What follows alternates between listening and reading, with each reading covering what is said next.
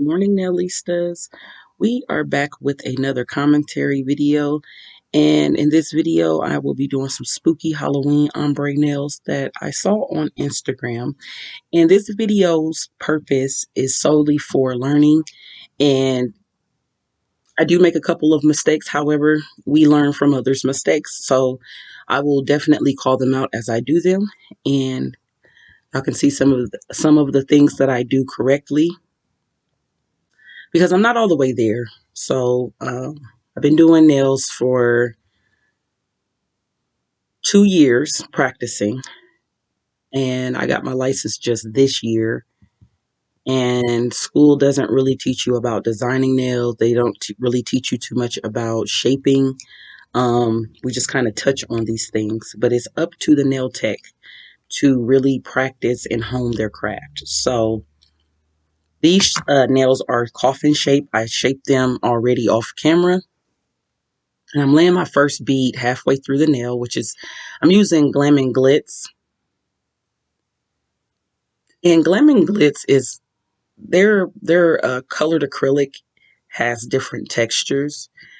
Some of them are really runny, some of them are really chalky, so you'll be seeing that here. However, the black Glam and Glitz with the glitter in it, I think it's called Black Lace. It's in the color of Black Lace. That color is more on the runny side, but I eventually get used to it and can work with it. Here you are seeing me, you're seeing me do a patting motion and a slight swiping motion to get that apex right. I'm making sure the side walls and the free edge are as close to that tip as possible. The practice hand that I'm using here is a hand that I got off of, well, it's a set. I got it off of Amazon. It's not the red iguana hand because that was expensive at the time that I bought these practice hands. So it's a great alternative. It's a great substitute for the red iguana hands. However, I do find myself having to glue the nail tips down. And what I did, I just did a long tip and I glued it to the nail bed of this practice hand. Now, don't come for me because my practice hand, the cuticles are beat. Because whenever there's a style that I want to practice, or if I just need to practice a certain technique, I whip out this hand. Okay, so I'm just kind of bringing that orange down into the black. And I'm leaving that bead alone, the orange bead. I'm kind of patting it into place, but for the most part, I'm leaving it alone because it's going to create the apex. And I've been seeing a lot of apexless nails, and that's, I mean, to each their own, but I learned that an apex is important because it protects the nail. Like if the nail needs to break, it's going to break at the weaker point, which is the free edge. So you have a natural kind of apex on your natural nail beds. At least you should. There are some flat nail beds, and it makes the nail look more natural. So I'm putting that cuticle bead there. It's kind of running. As the video goes on, my bead ratios get better. And I'm just fixing the nail right there.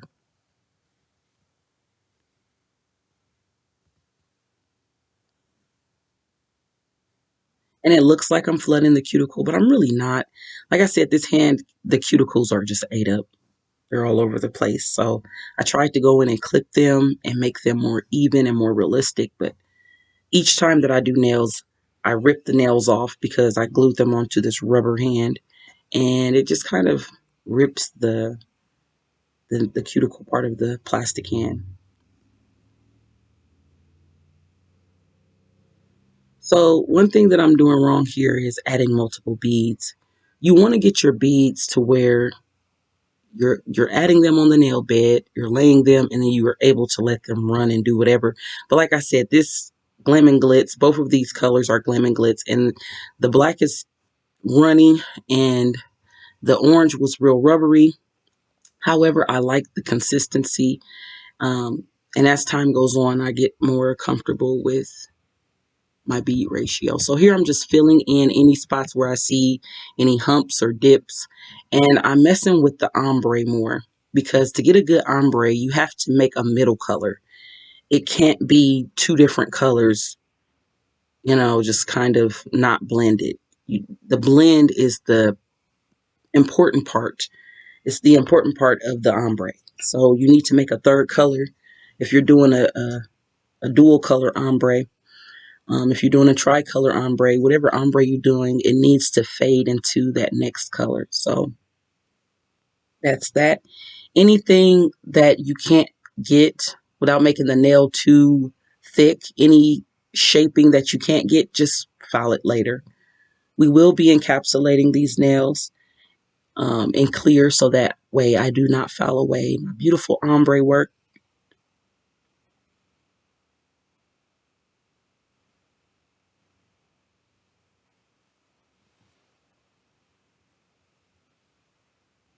And so we're doing the same thing with this nail, just kind of letting that bead chill there.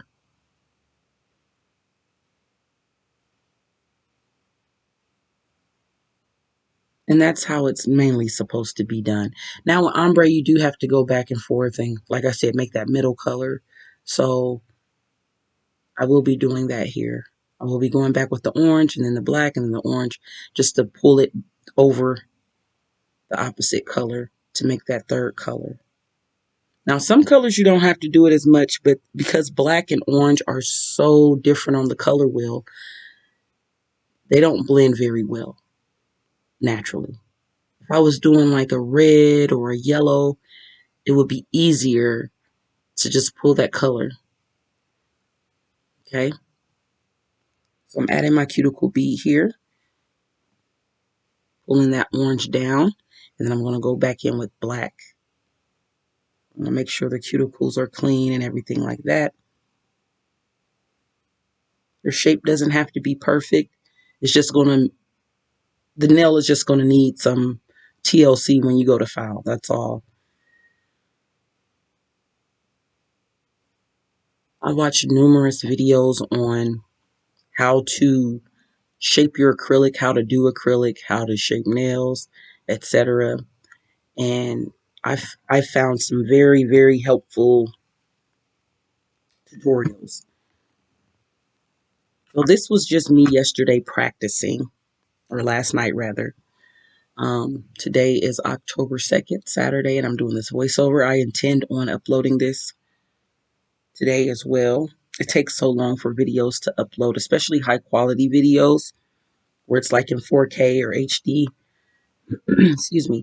It takes a long time for YouTube to get those. I'm kind of out of frame here, but you can still see at the top right of the screen. So this is me. I'm adding very thin layers, not too big of beads, because I know that I don't want to make my nail too thick. And from this position, it looks thick, but it really isn't. Okay.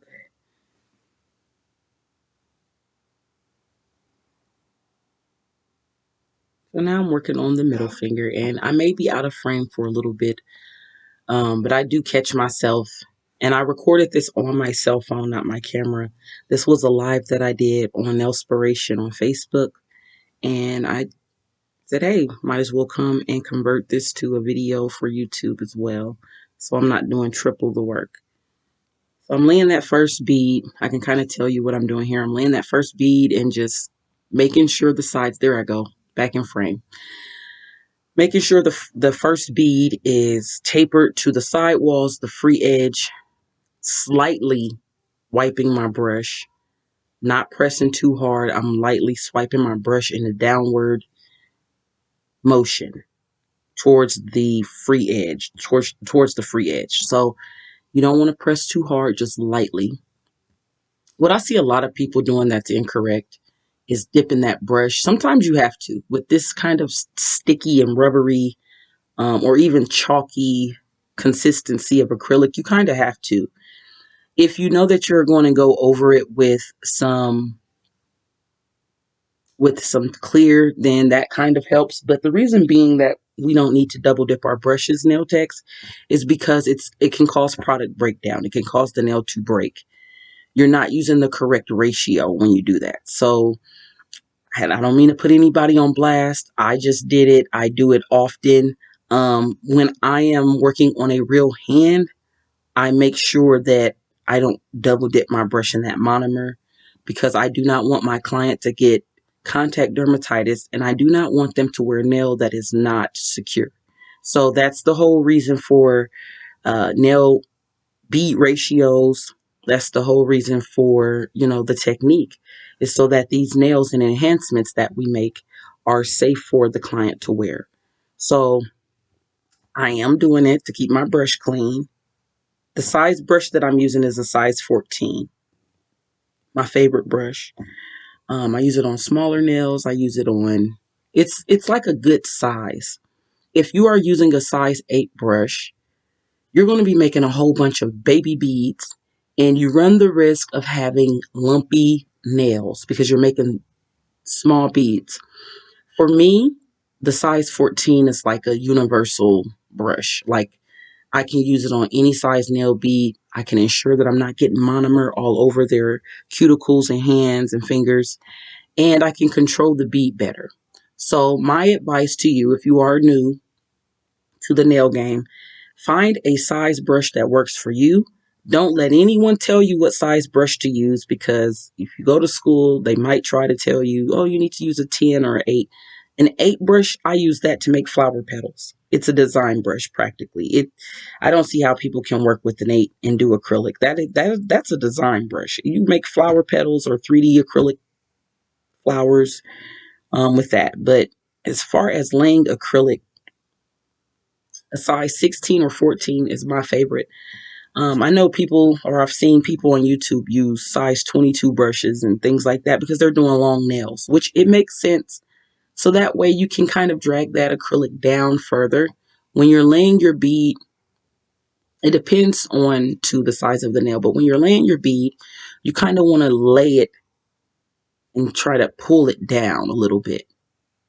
You want to kind of guide it down the nail. With that being said, it also depends on the consistency of your acrylic.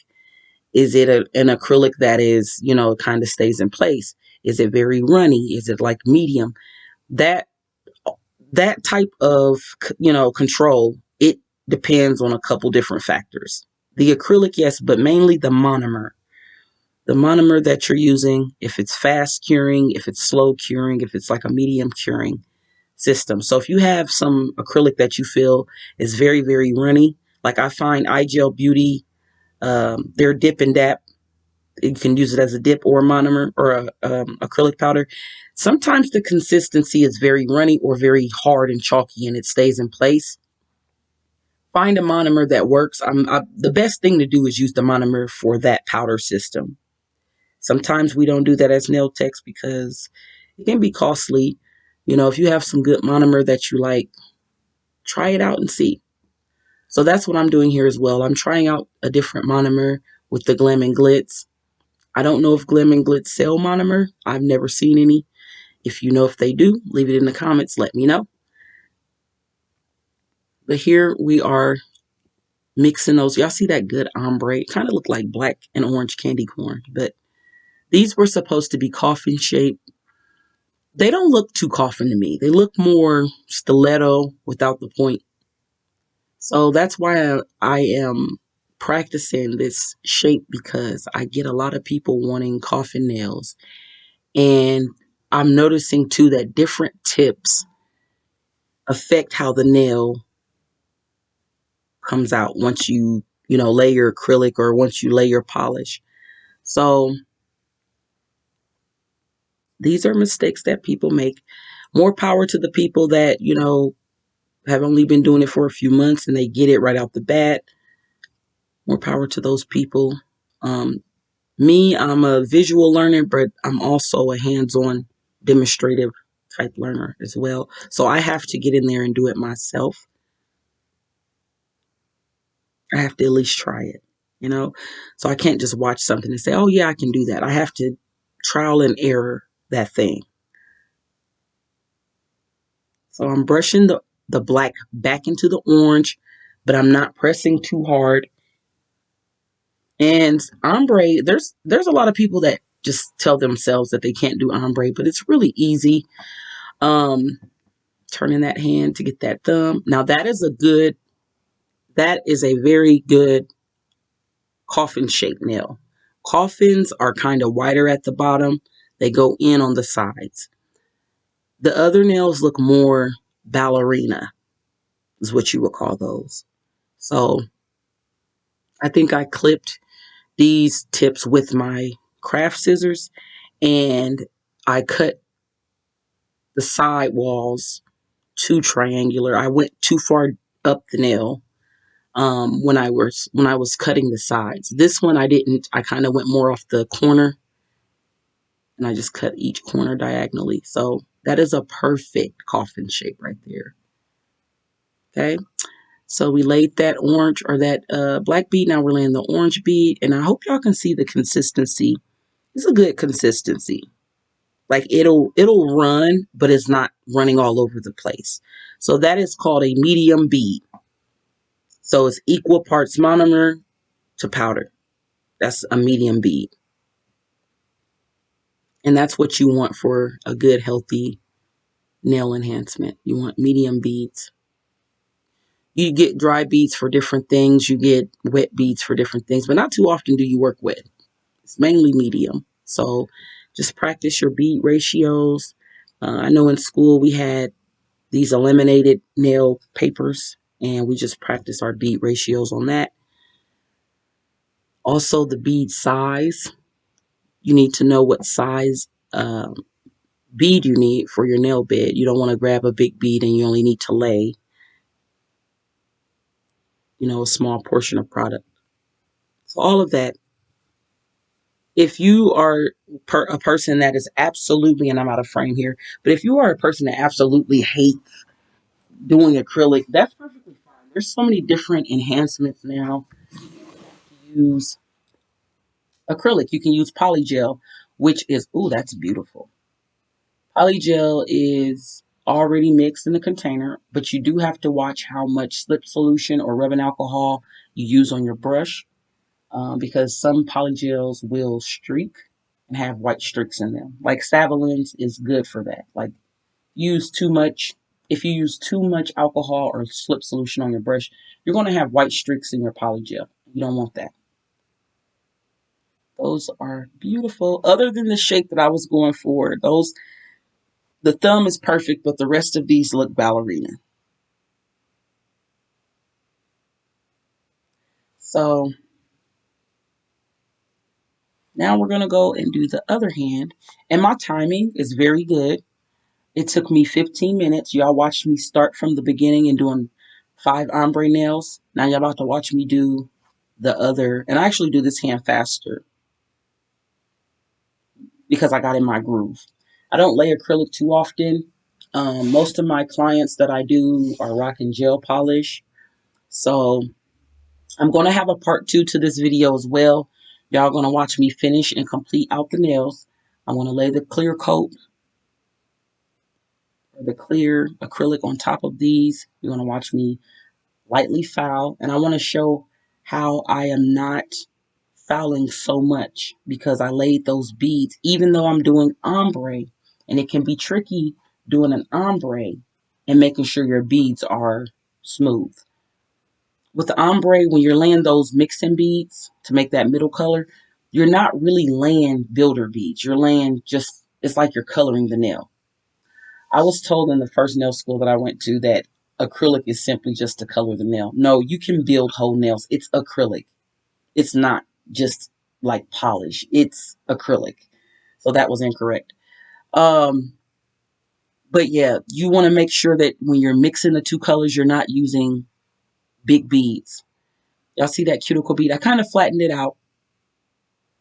No, that's not the cuticle bead. I'm sorry. That is actually the apex bead. I flattened it a little bit because I do not want a speed bump.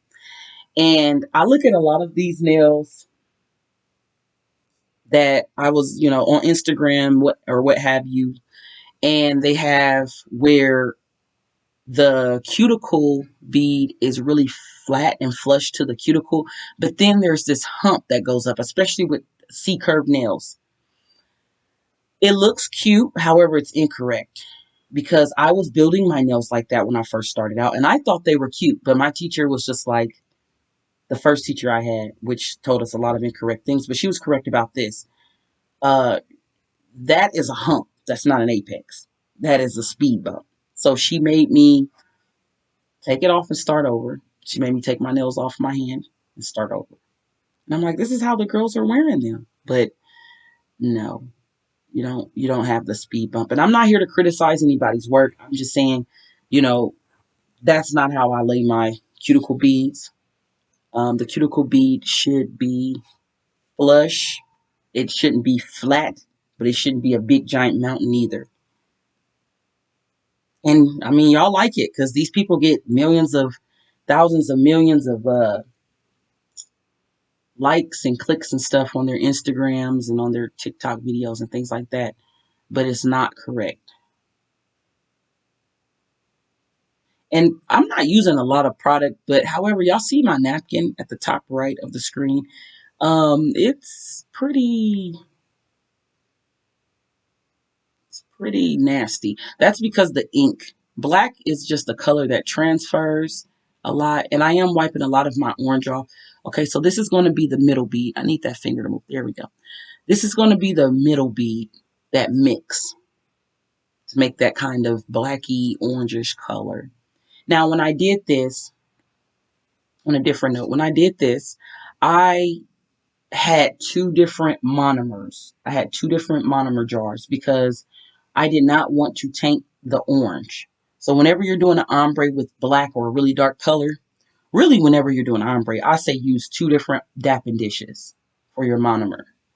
And make sure your brush is very clean between the two colors. See here, I kind of let the orange and the black mix because I need that.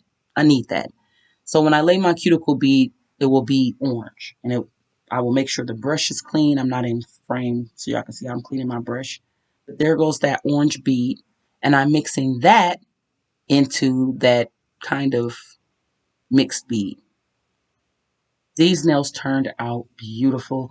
I saw some on Instagram. I don't know if they use gel polish or if it was acrylic or what enhancement they use, but this is beautiful. I want to try this again with hard UV gel or builder gel. So, and that was one thing I was saying too, that there's different things you can use. Poly gel is one of them. Builder gel is another. Believe it or not, soft gel or shellac gel polish is another enhancement that you can use where you do not have to worry about ratio. The only nail product that we use where we have to worry about ratio is monomer and polymer, which is aka acrylic powder. So if you're not good at mixing, and I had to learn that. It took me well out of school to learn how to do my bead ratios properly. Don't worry about it. Just make sure you practice. Practice, practice, practice. Not everybody get nails right out the gate. Does that mean you need to stop what you're doing and let people, discourage you from doing nails? No. Just practice until you get better. If you're not good enough to work in somebody's salon, hey, they're lost. Because I've been dealing with that lately. Um, Things are kind of slow for me, and I don't have the best or any support really. Like when it comes to family or friends, I'm a loner for the most part. So that's the sucky part. A lot of nail techs have they have their mom, their aunts, and their mom's friends, co-workers, da da da da. I don't have any of that.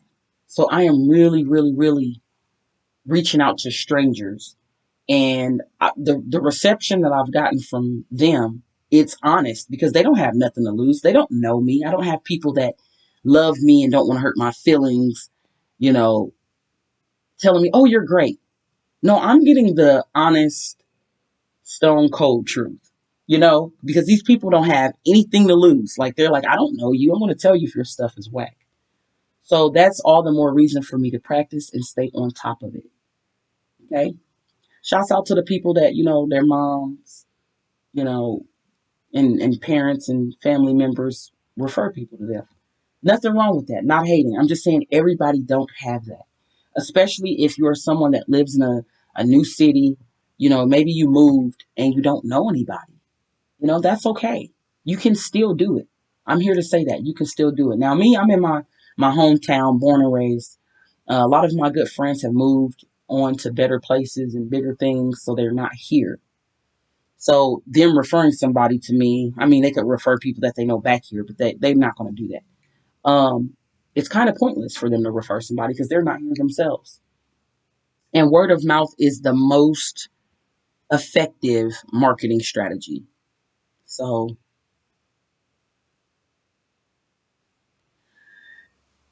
some of these nails are more coffin, but that thumb that I showed on the other hand, that was the best coffin shape. So I'm just watching. I'm watching this right along with y'all. That is cute. Ooh, that is spooky. And that's my thumb that you see there. I just did some shorties on my nails. I need to let my nails rest from acrylic nails. This is another thing that could go for clients too. If you wear acrylics all year round, make sure that you're not getting a soak off every time you're getting acrylic, a fresh set of acrylic. Your nail tech should be helping you. I mean, you can wear acrylics year round. There's a healthy way to do it. You shouldn't be getting the soak off every other week. You're going to eat up your real nail beds and you're not going to have any real nails. They should be doing a soak off at minimum once a month. Their work should be lasting to where your acrylic does not pop off. But some of y'all be biting and chewing on y'all nails. I know my stuff lasts. My work lasts. I have to soak it off. I have to file it off, whatever.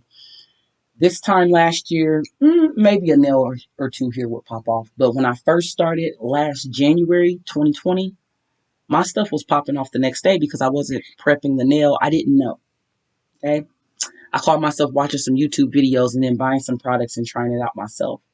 So that counts because I was learning a skill. So I say that I've been doing nails for 2 years. It'll be 2 years come January.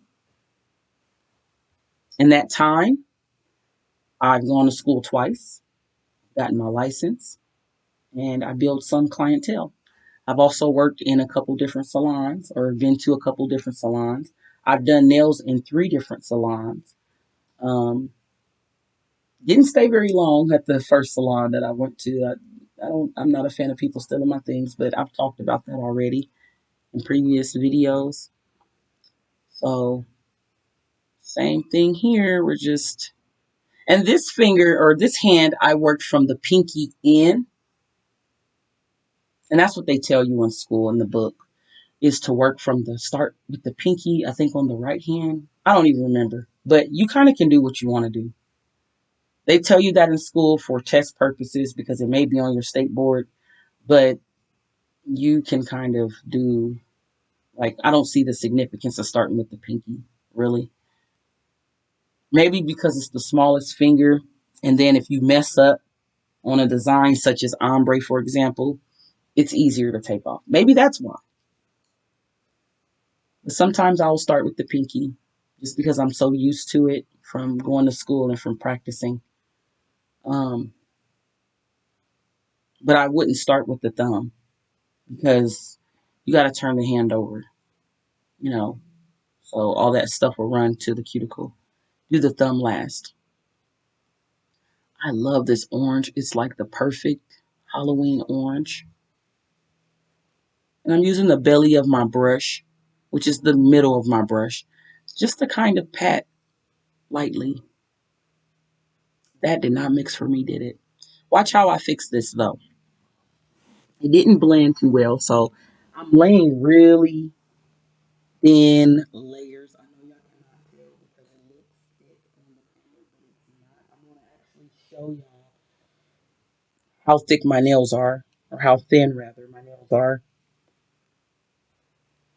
That middle finger on the hand, you can kind of tell that it's not super thick. Trust me, I used to lay my acrylic really thick, and then I'm spending hours filing that stuff down. You're going to file it off anyway if you lay it thick, so it's better to just lay it thin. It's better to lay good beads so you're not filing for hours and then your clients is getting upset. Oh, let me talk about that. Speaking of clients getting upset, I've never had nobody just go off on me. Okay. I've had people huff and puff like Puffy the damn dragon because it's taking longer than what they want. I'm sorry that you're used to going to the nail salons. We're not going to say chop shops because that is a racist term. You know, y'all used to going to the nail salons and getting uh like, quick trip nails. That's what I call them. Like fast food nails. Would you go to Burger King expecting a 5-star meal in 5 minutes through the drive-thru? Okay, well, don't come to Nailspiration expecting 5-star nails in 5 minutes. I cannot stand when people huff and puff. Your nails are not going to turn out the way that you want them, and I'm not going to do my best work if you're sitting there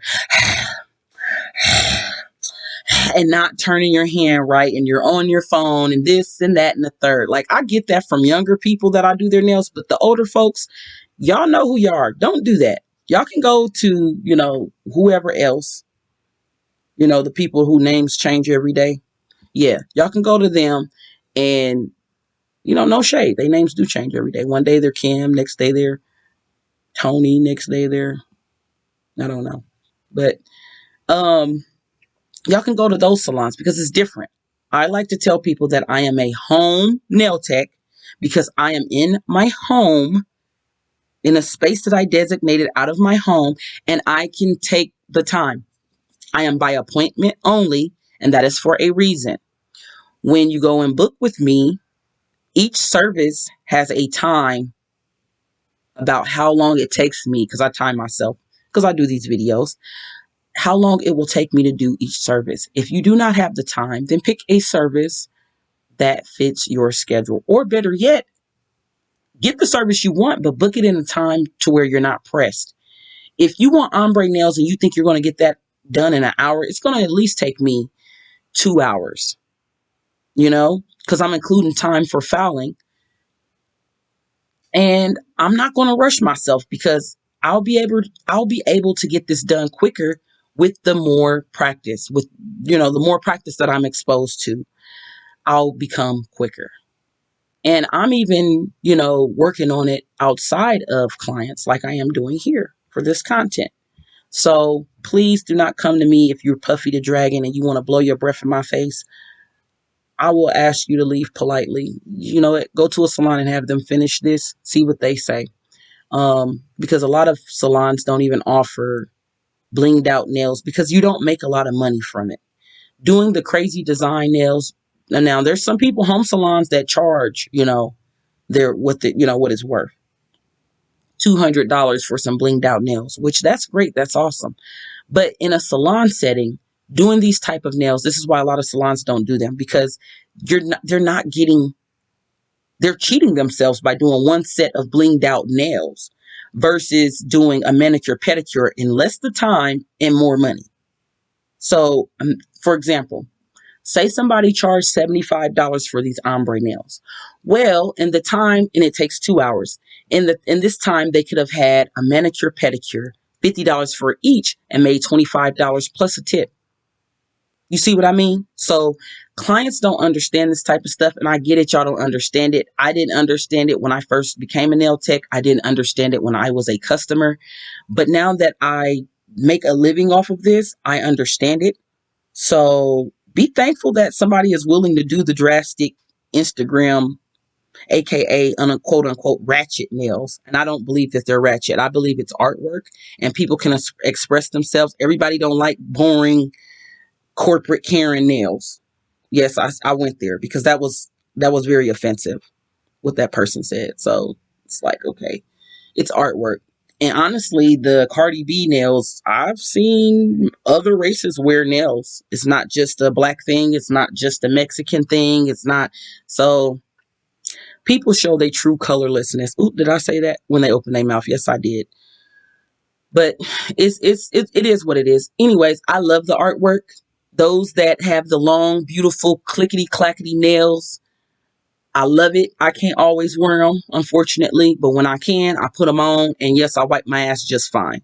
So I can't stand when people just judge other people and what their taste and what their expression and their personality. So you can't be like that. But we got these all 10 fingers done, 35 minutes flat. Can you handle that? Can you handle that? I think that was great, phenomenal time. And stay tuned for part 2, because I will be showing you how I continue on with these nails. We're going to be doing the encapsulation next. So make sure you stay tuned. And thank y'all for watching this video. Stay tuned. Make sure y'all come back to watch the part 2. All right.